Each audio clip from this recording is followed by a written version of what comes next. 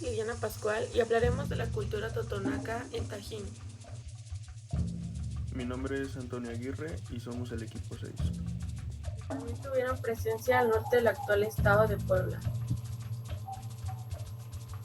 Orografía. Totonacapan, como también se le conoce a la zona geográfica que habitaron los totonacas prehispánicos, se ubicó en la zona central del estado de Veracruz y ya el florecimiento más intenso de su cultura se extendió de este a oeste desde la costa del Golfo hasta las serranías del estado de Puebla, de norte a sur desde el río Papaloapan hasta el río Cazones. Topografía. Las elevaciones topográficas conforman una pequeña cuenca a las cuales se adaptaron, nivelando el terreno para la construcción. Clima. El clima de la región se caracteriza por ser cálido y varía de región a región entre húmedo y subhúmedo. Flora. La vegetación es abundante, tiene variedad de árboles frutales como el mamey, además de encino, cedro, vainilla y laurel. Fauna. Compuesta por tlacuaches, pericos, reptiles, gavilanes, conejos y mamíferos como el ocelote. Ubicación en el tiempo. Zoólogos dicen tener registros de que su creación ocurrió de 300 a 1200 años después de Cristo. Grupos de origen. El origen de los totonacas son un grupo indígena mesoamericano. El nombre es proveniente de los habitantes de una provincia conocida por el nombre Totonacapan, nombre impuesto por los aztecas. Aspecto social. Se trataba de una sociedad dividida en varias clases sociales. En primer lugar se encuentra el cacique, le siguen los sacerdotes, los comerciantes, los artesanos y agricultores, y por último los esclavos. Los nobles se encargaban de controlar la economía y la religión. Este grupo está integrado por el cacique, quien gobernaba, los sacerdotes, quienes dirigían el culto ceremonial a los dioses, tenían conocimientos astronómicos y dirigían los sacrificios humanos. Aspecto político. Organizados por un gobierno encabezado por un señor al que los españoles le llamaron cacique, este era asistido por un consejo formado por ancianos. Los sacerdotes encargados del culto de sus dioses llevaban registros de las observaciones astronómicas y calendáricas, además de dirigir ceremonias, sacrificios humanos. Los señorías eran independientes y se reunían en Totonacapan, en donde mantenían y establecían las relaciones comerciales, además de formar alianzas políticas. Aspecto económico.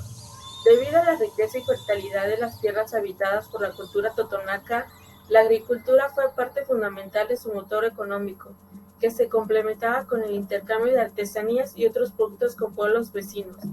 Los principales cultivos explotados por los totonacas fueron el maíz, el frijol, el chile, la vainilla, el cacao y variedad de frutos como la ciruela y el zapote.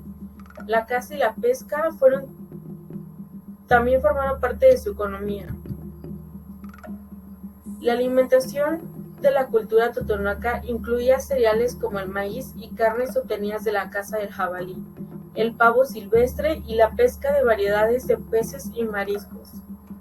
La magnitud del poder económico alcanzado por la cultura totonaca quedó evidenciada a través de las edificaciones de pirámides, monumentos, casas y palacios, cuidadosamente decorados. Aspecto religioso.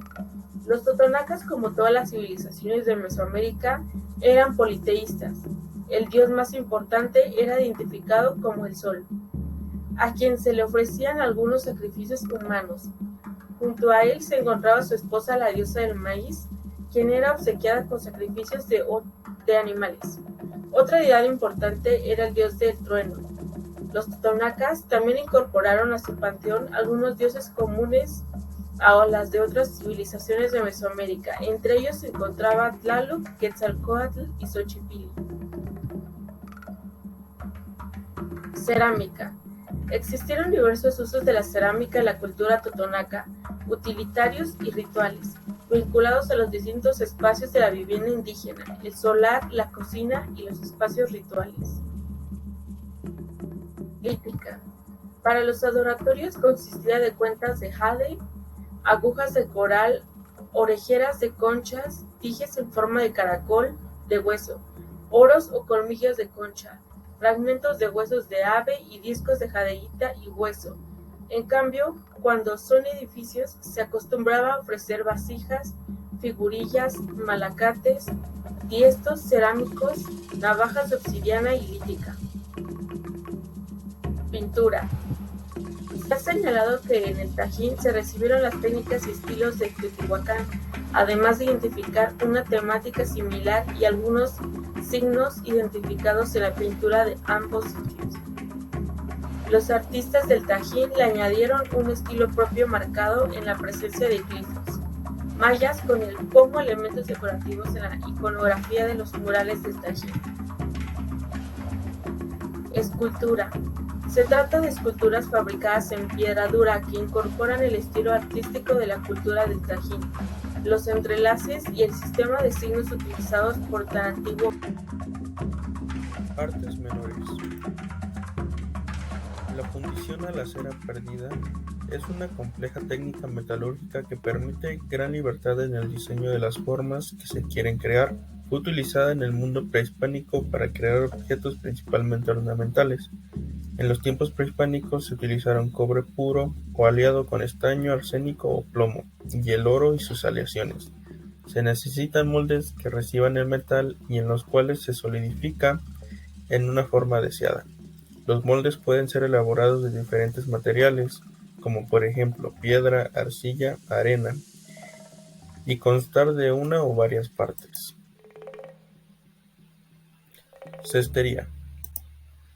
Por lo general, las artesanías totonacas son para uso familiar y ceremonial. Entre las actividades artesanales se encuentran la hechura y los bordados de prendas típicas, servilletas, los manteles, las toallas. También hacen bolsas con materiales de hoja, de palma, realizan zarcillos, anillos, collares con piedras preciosas y cristales, todos hechos a mano.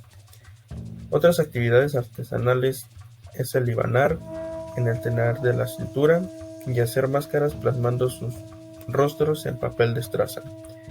Fue la única civilización prehispánica en usar la rueda como instrumento de medida en juegos e incluso en algunos juguetes.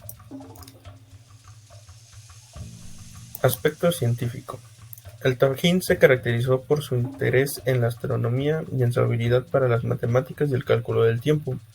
La cultura totonaca adquirió importantes conocimientos sobre la astronomía, que tuvo influencia en las edificaciones de monumentos, como en el caso de la orientación de la pirámide de los nichos, que funciona como un calendario astronómico. La pirámide de los nichos, denominada de esta manera porque exhibe 365 aperturas distribuidas en sus 4 caras, en indudable correspondencia con el año solar de 365 días, está orientada de tal manera que su escalinata mira hacia el sudeste, hacia un punto situado entre 20 y 24 grados hacia el sur del este.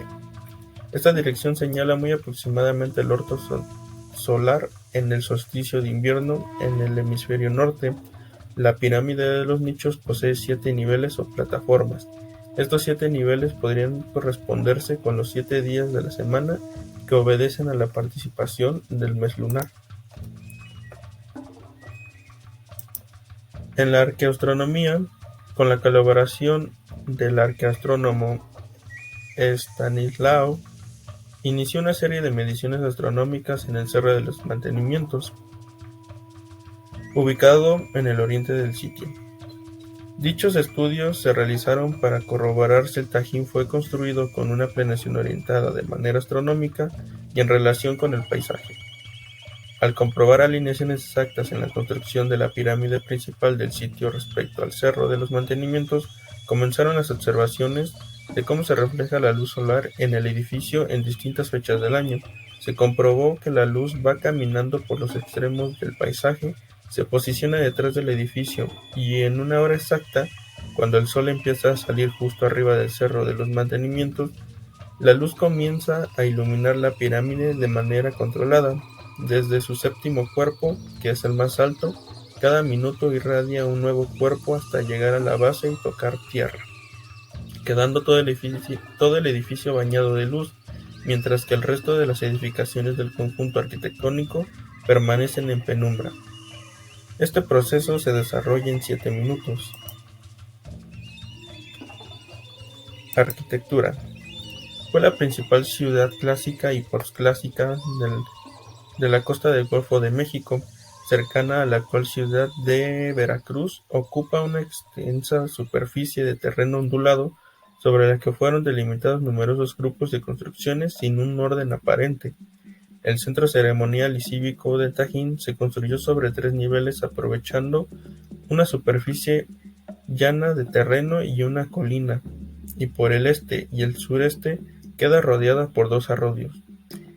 En el nivel inferior, situado más al sur y en el llano, se disponen las construcciones más antiguas. Entre sus principales construcciones y edificios se encuentran el Xicalcohuaquí, Grupo de Arroyo, Pirámide de los Nichos, Tajín Chico, edificios 3, 23, 15 y 5, canchas norte y sur.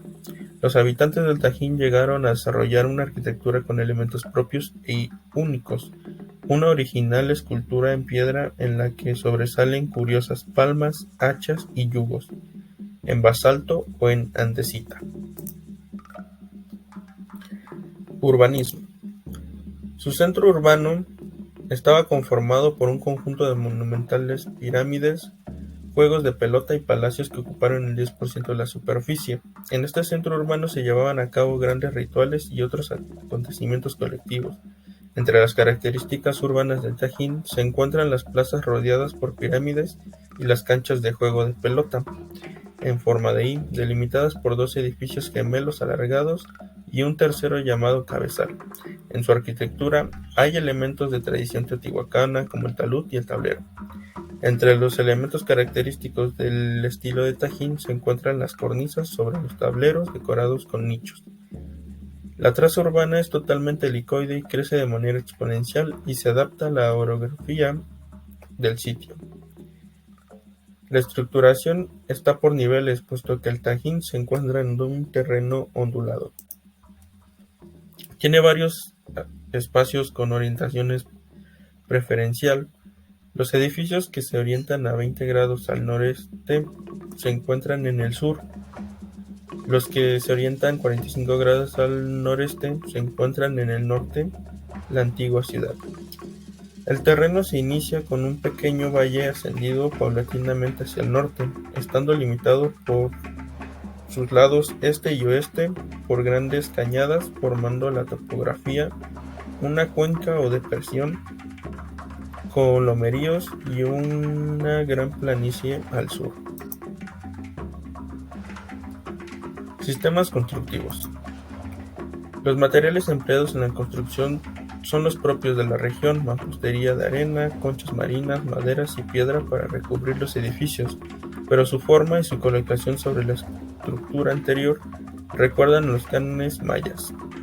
Las casas de la gente común son de muros de bajareque revestidos con una capa arcillosa y la techumbre de palma.